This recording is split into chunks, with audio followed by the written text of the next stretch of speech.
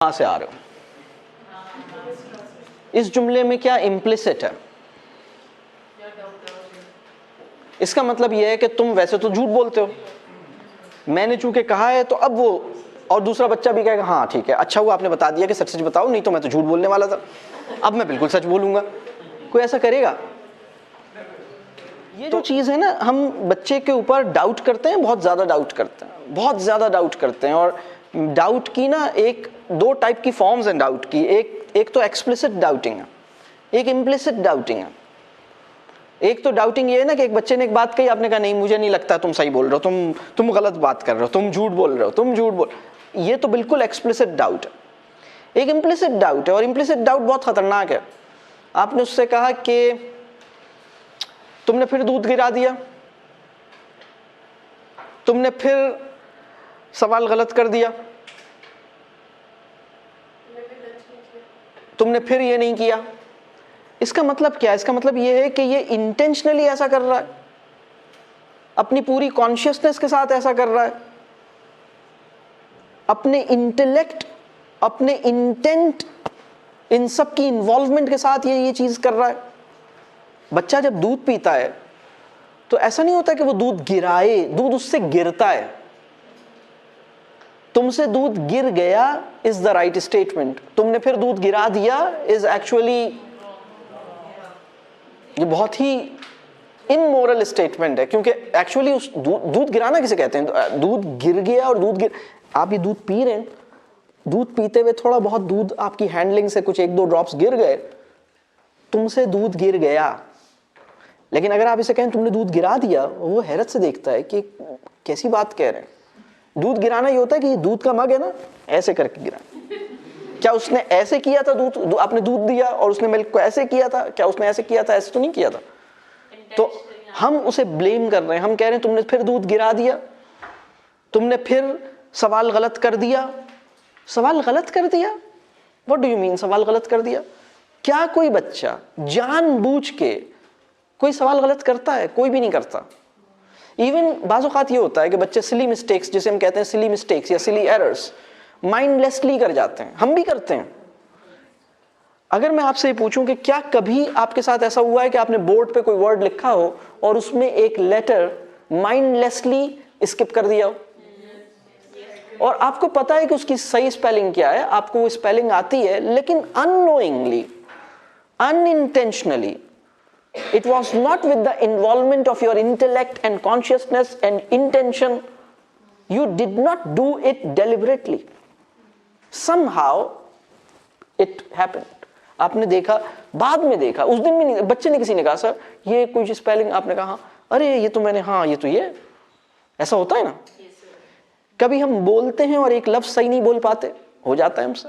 कभी हम कोई काम कर रहे होते हैं और उसमें कोई एरर हो जाता है। लेकिन अगर कोई ये कहे आपने गलत किया, तो हमें कैसा लगेगा? All the time children hear such comments from us. आपने फिर गलत कर दिया। फॉर एग्जाम्पल, अगर मैं एक बहुत इंटरेस्टिंग बात आपसे कहूं, अगर आपके फ्रेंड्स आपके या कोई आए हुए हों घर में और वो बातें कर रहे हों और उनके बातों में ज़रा थोड़ा सा आवाज़ तेज़ हो जाए और ज़रा सा कहकहा भी लगे, और आपके बराबर वाले रूम में आपकी अम्मी जो हैं वो सो रही हैं, तो आप उनको ये नहीं कहेंगे कि आप शोर मचा रहे हो, आप ये कहेंगे आपकी आवाज़ थोड़ी सी ज़्यादा हो गई है, आप सिर्फ यही कहेंगे।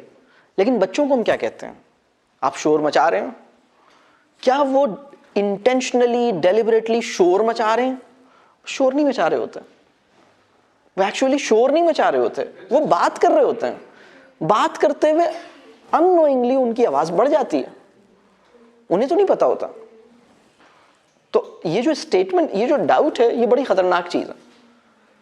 आप किसी बच्चे के कैरेक्टर को तबाह करना चाहते हैं, बच्चे को छोड़े किसी बड़े के कैरेक्टर को तबाह करना चाहते हैं।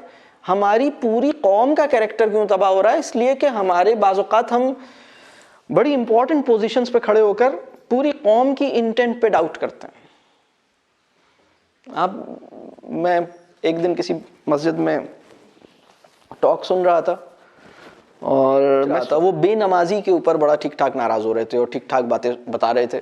जुम्मे का दिन था, मैं सोच रहा था कि जो नमाज पढ़ने वाले हैं, ये टॉक सुनने के बाद उनके दिल में बेनमाजी की नफरत पैदा होगी या मोहब्बत पैदा होगी? वो इनके साथ मोहब्बत के साथ उनको यहाँ ला सकेगा या उनके साथ ऐसे करेगा, ये तो बेकार लोग हैं, बेकार छुट्टी कैसे करेगा वो? और अगर वो बेनमाजी आज इत्तफाक से अभी अभी आ गया हो, क्योंकि जुम्मे के दिन इसके चांसेस होते हैं कि कभी कभार आता है और वो अभी आके बैठा हुआ हो और वो इतनी मज़ेदार बातें सुनेगा कि अच्छा ये सब मेरे बारे में कही जा रही हैं, तो उसका बड़ा दिल चाहेगा आने का। तो पॉइंट ये है कि हम इंटेंट को हिट नहीं करें। हम ये नहीं बोलें तुमने फिर नमाज छोड़ दी, हम ये कहें तुमसे फिर नमाज छूट गई, तुमसे ये मिस हो गया, तुमने ये गलत किया की बजाय तुमसे ये गलत हो गया। आप किसी बच्चे, अगर आपको ये पता लग जाए कि कोई बच्चा झूठ बोल रहा है, तो आपको पता है उसे करेक्ट करने का तरीका क्या है?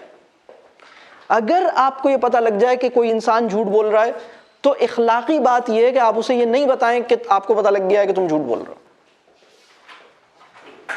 सपोज आपको ये पता लग गया कि फला बच्चा झूठ बोल रहा है, इफ यू डू इट, आप उस बच्चे को पकड़ते हैं और कहते हैं नहीं पहले एक्सेप्ट करो, तुम झूठे हो, एक्सेप्ट करो, एक्सेप्ट करो, एक्सेप्ट करो, एक्सेप्ट करो, और वो एक्सेप्ट नहीं करता, फिर आप एविडेंसेस ढूंढते हैं। आप उसके पड़ोसी को कहते हैं तुम बताओ एविडेंस है ना तुम्हारे पास, लाओ तुम आ जाओ। फिर इसको खड़ा करते हैं दूसरे बच्चे को, से वो बच्चा कहता है मुझे पता है आपने ऐसे किया था, फिर एक और एविडेंस पकड़ के लाते हैं, फिर उसको प्रूफ करते हैं, उसको भागने का रास्ता नहीं देते, फिर आप प्रूफ कर देते हैं। आप लाइफ टाइम इसके कैरेक्टर को तबाह कर देते हैं। अगर आपको ये पता लगे कि ये बच्चा झूठ बोल रहा है, तो इसको सच पे लाने का तरीका ये नहीं है कि इसको बताएं, इसको साबित करें। इसको सच पे लाने का तरीका ये कि आप ये इसे नहीं बताएं कि तुम झूठ बोल रहे हो। आप इसको ये जाहिर भी ना होने दें, ये पता भी ना चलने दें कि आपको ये पता चल गया है कि इसने झूठ बोला है। This is for you, this is for your information. सोचें कि वो कौन से फैक्टर्स हैं जिसकी बेसिस पर ये सच के साथ नहीं आ रहा। इसे क्यों जरूरत पड़ी झूठ बोलने की? इसने मेरे साथ जो सही बात थी वो क्यों नहीं बताई? इसने मुझसे बिल्कुल स्ट्रेट फॉरवर्ड क्यों नहीं हुआ? आपको ये सोचना चाहिए। ये तो बहुत बड़ा डेटा है आपके लिए।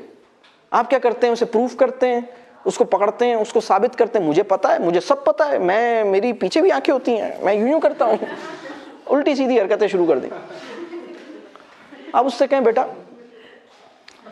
आप उसको कुछ भी नहीं कहें।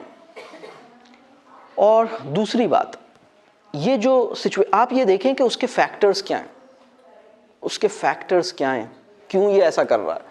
अगर किसी बच्चे की आपको करेक्शन की जरूरत पेश आए, सपोज उस बच्चे को पता लग गया कि आपको पता लग गया और you have to give a response to that child, suppose situation is like that. आप पहला काम तो ये करें कि उसकी पब्लिक इमेज सेव कर लें। वो बच्चा जिसकी सेल्फ रिस्पेक्ट आपने प्रोटेक्ट कर ली, उस टाइम पर जब उसकी सेल्फ रिस्पेक्ट खत्म होने वाली थी, आप जीत गए। ये दुनिया के साथ बेईमानी कर सकता है, आपके साथ फेयर रहे।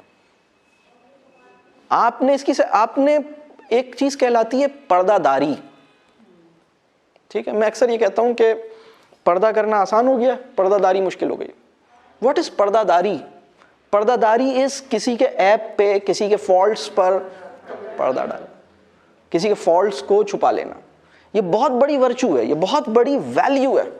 अब एक बच्चा जिसकी आपको पता लगा कि इसने गलत बात की है, आप इसको अकेले में बुलाएंगे, आप इसको रिपोर्ट नहीं करेंगे। हम क्या करते हैं, चलो पेरेंट्स को बुला लो, चलो फलां को बुला लो। अगर आप पेरेंट्स को बुला के बताते हैं कि आपके बच्चे ने ये गलत काम किया है, इससे फायदा क्या होगा? कोई भी फायदा नहीं होगा। एक और चीज जो उस बच्चे की कैरेक्टर को खत्म करेगी वो है कंप्लेनिंग। आप इस बच्चे की कंप्लेन करें किसी भी इंसान से। आप एक बच्चे ने कोई गलत काम किया, आप इसके पेरेंट्स को बुलाएं और उनको बताएं इसने ये गलत काम किया।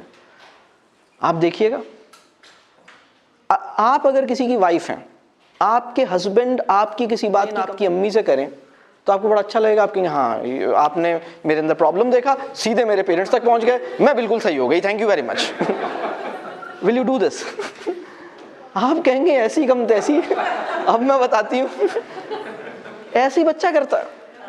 बच्चा कहेगा मैं क्यों, आपने मेरे साथ, वो जो ट्रस्ट है ना, if you can keep the matter between you and the child.